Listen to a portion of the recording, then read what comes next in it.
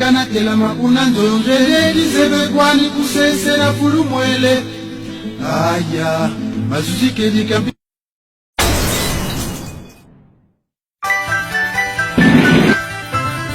Kata Buruma Vedi makamozo ngona na teme Izo salama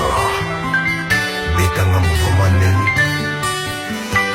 No konsona ikembe Loko ebele motorisé awa émission na biso kokende na kosila vraiment tobosani te grand prêtre ayaki oya kotala biso amuyabi Jean Paul aza na kati ya Casablanca donc nakomi kopesa parole na grand artiste mpona émission na biso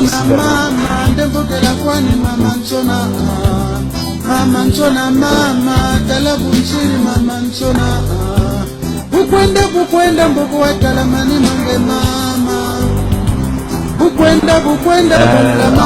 yo mo le grand journaliste mo tikino ba journaliste ko sala biso donc bana mutu mo na Paris wana za bina grand prêtre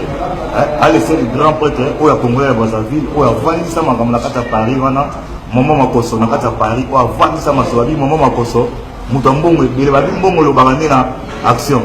tellement tout le monde a action na yo ba preuve na internet na ba YouTube yango ila sa kila mbongo donc mutu mbongo ala sa mbongo abi mama makoso mutu mbongo ebele na kata Paris les seuls dit qu'on va dire